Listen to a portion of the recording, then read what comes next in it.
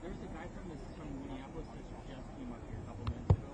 They said we're running behind, we're coming at 10:40, and there's still like a dozen people here flying in. I haven't heard any of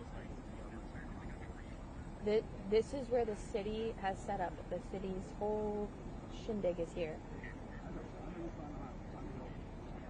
And I'm looking at O'Hara's vehicle. It is parked in front of me. They just came and said that they're running a few minutes behind. Okay, bye.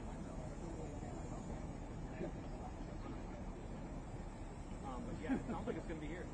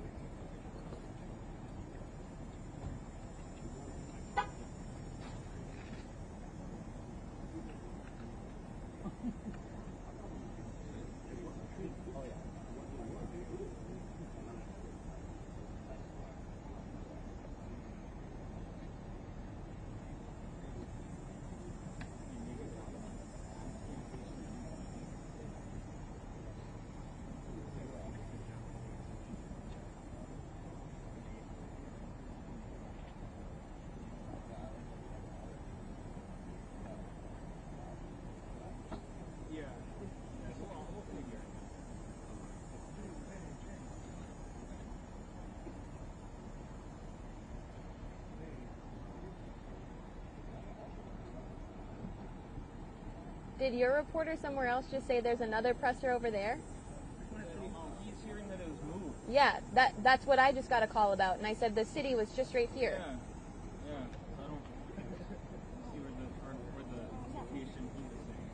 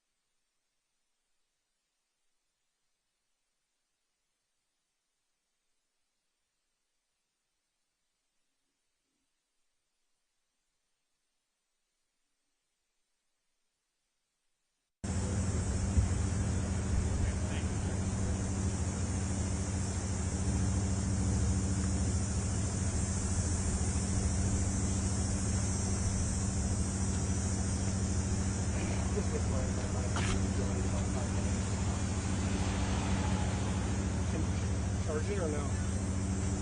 What now? Sean's bringing me one and Rod's bringing me one, but I don't know if they can get to me. Rod's bringing me one? Rob and Rod are together. Yes, this is Rod's down. Rod's down. But then on the other side, we may have to cover the present.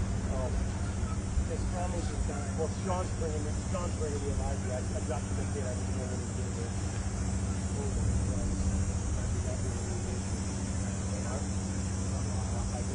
I don't want to find myself on the beach. Thank you.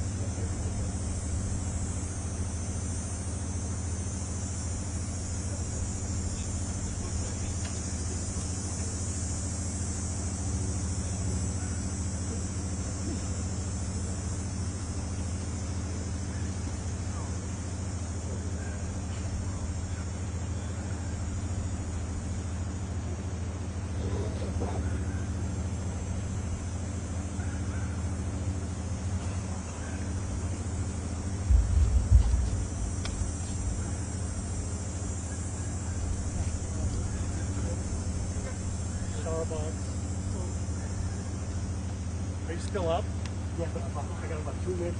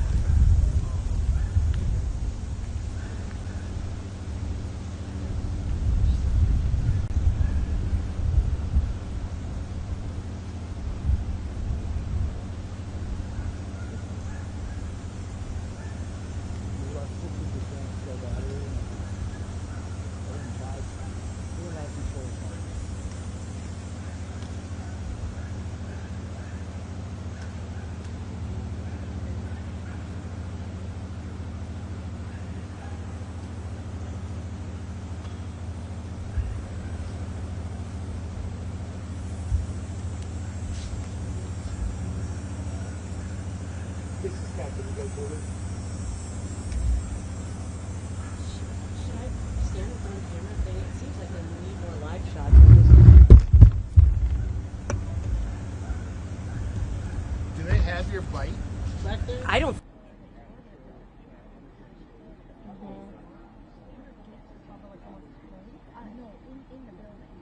Yeah. That was on the scanner.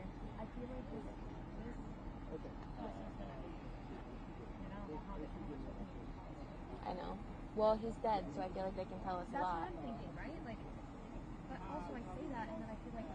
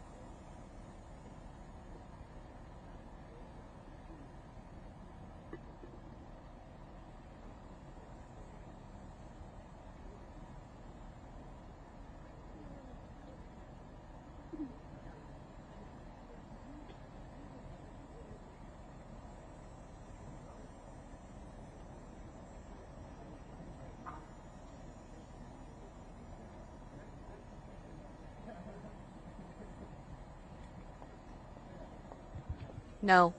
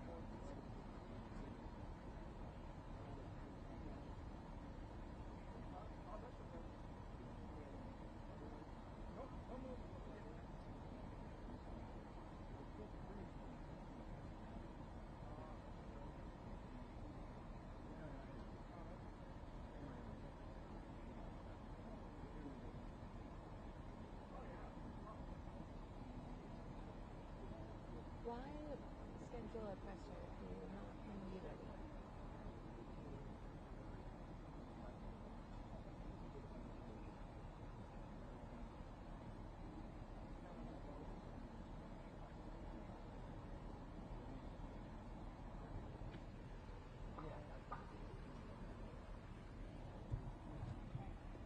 I'm going to turn this off until... Okay.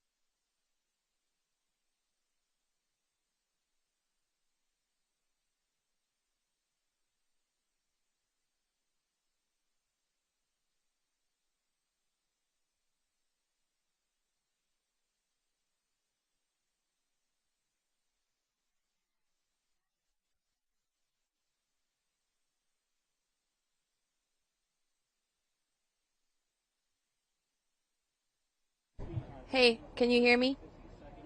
You're in the shot. Yeah. Okay.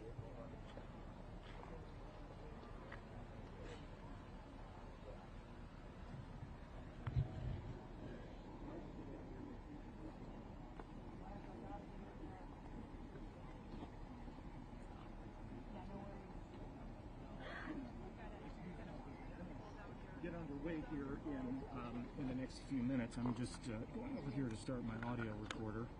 And we're actually live streaming this over at nprnews.org.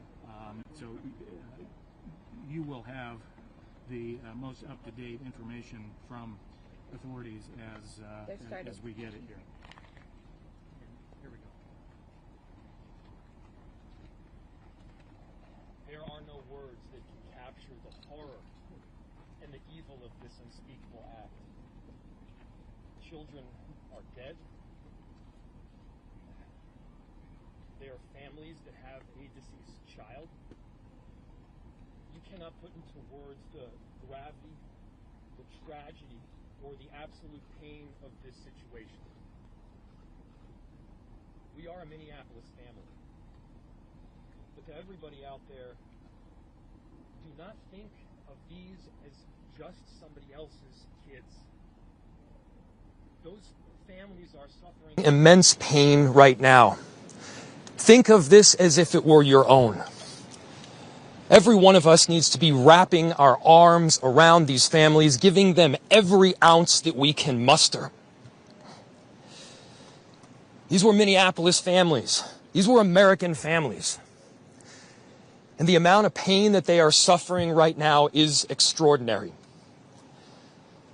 And don't just say this is about thoughts and prayers right now. These kids were literally praying. It was the first week of school. They were in a church. These are kids that should be learning with their friends. They should be playing on the playground. They should be able to go to school or church in peace without the fear or risk of violence, and their parents should have the same kind of assurance. These are the sort of basic assurances that every family should have, every step of the day, regardless of where they are in our country.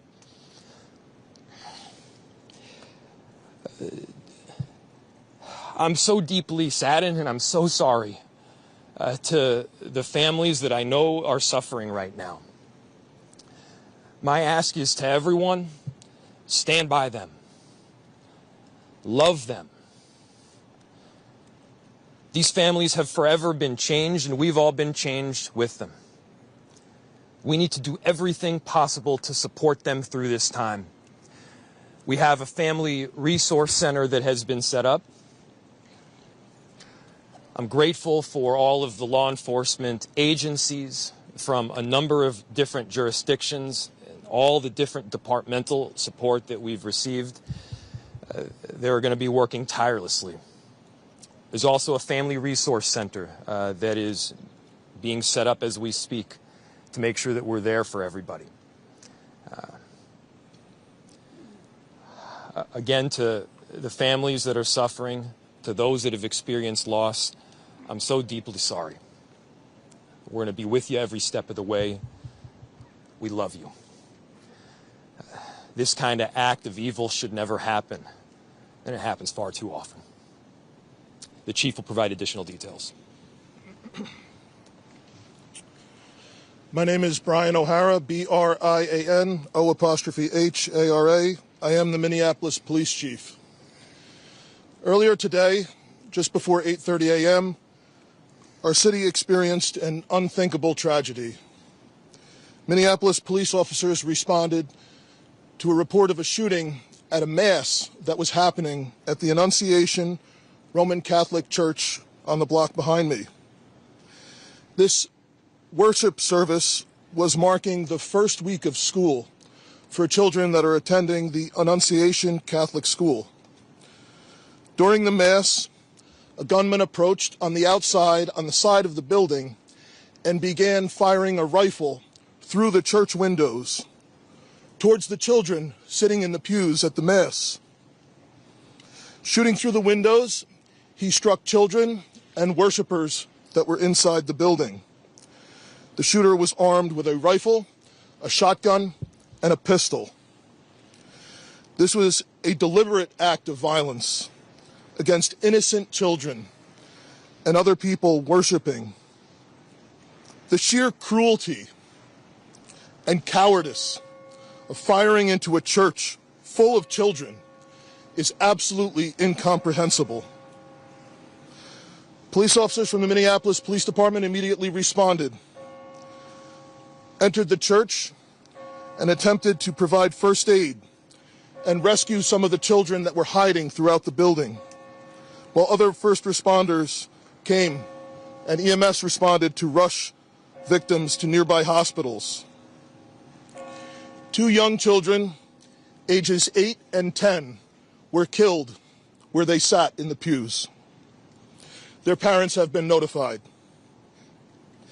17 other people were injured, 14 of them being children. 2 of those children are in critical condition. The coward who fired these shots ultimately took his own life in the rear of the church. Our hearts are broken for the families who have lost their children, for these young lives that are now fighting to recover, and for our entire community that has been so deeply traumatized by this senseless attack. We will stand together to protect our children, our schools, and our houses of worship. This deliberate act of violence is just a sign of cruelty that is beyond comprehension. Our hearts are broken for everyone that's been affected by this tragedy. As we begin the difficult path of healing, I want the community to know this, that even in the face of such evil, the Minneapolis Police Department and all of our law enforcement partners stand with our community. We stand with these families and with this parish.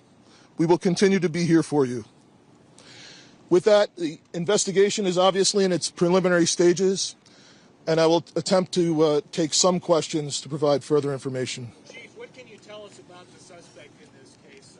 How old was he? Any kind of motivation? Any notes or any other information that were left behind? So we were looking, the question was what can be said about the shooter.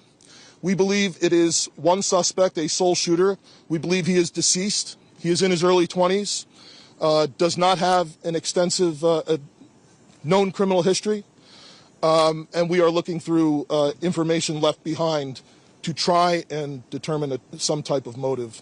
Yeah. How many kids attend this school? How many kids at the school? How many children?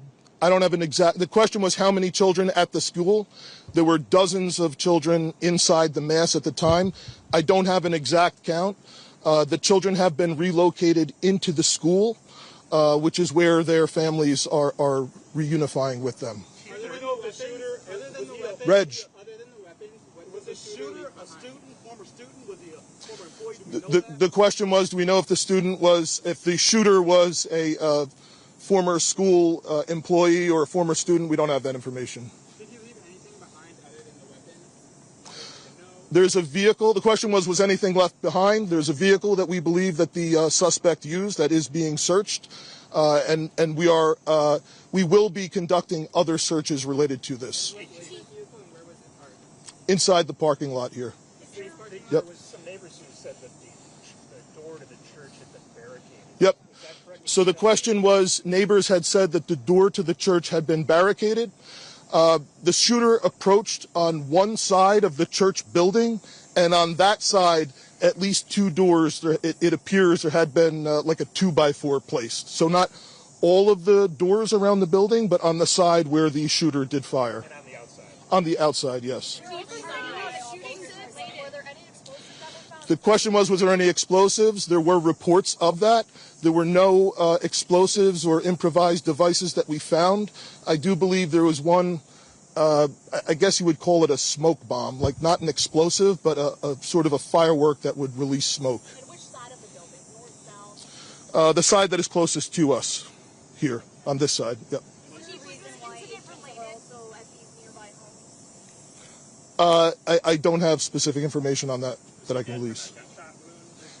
The question was, is he dead from a gunshot wound? The answer is yes. We believe he took his own life in the parking lot. Was this outside or both inside that he was shooting? The question was he shooting outside and inside? He was absolutely shooting outside of the building on the side of the church, inside through the windows. It appears he may have gone inside, but I don't believe we've located any casings inside the building. So I'm not certain if he fired also while inside. It appears, if not all, most of the shooting happened outside the building. Chief, is this shooting related to any other shootings that happened in the last 24 hours? Yeah, Taylor's asking, is this related to any of the other shootings? This does not appear to be related to any other shooting in the city. Do you know approximately how many rounds were fired? The question was how many rounds.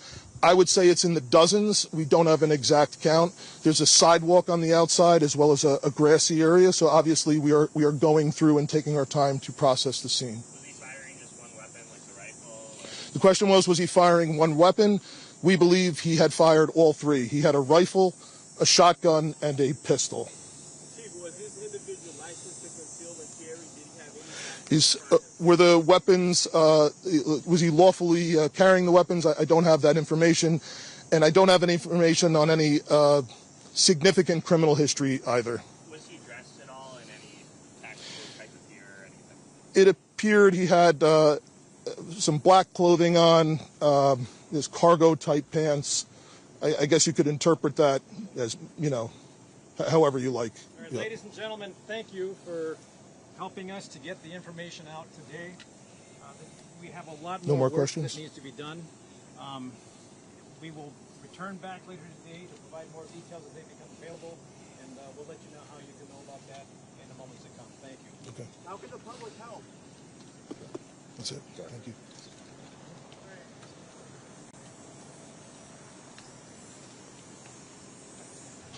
Once again, folks, if you have further inquiries you want to send via email, communications@minneapolismn.gov. Thanks.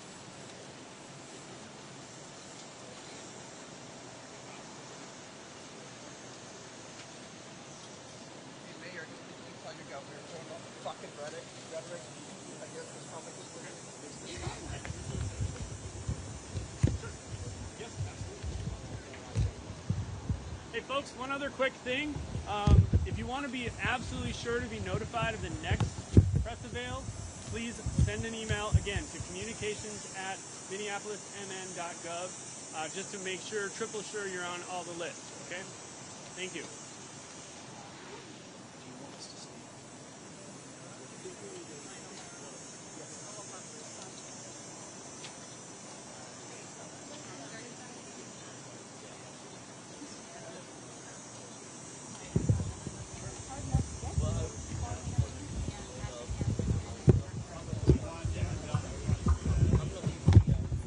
Thank you everyone for tuning in to Listen Media USA. Thank you for listening to what we have to say.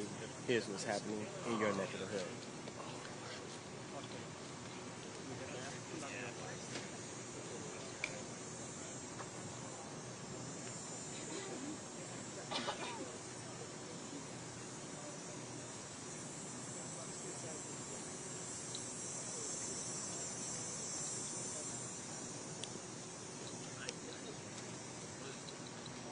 The song the children were singing after they left the chapel, this is a prayer for these kids and families. Lord, prepare me to be a sanctuary. If people want to pray for these survivors, play them that song. Howard, can't believe I ran into you.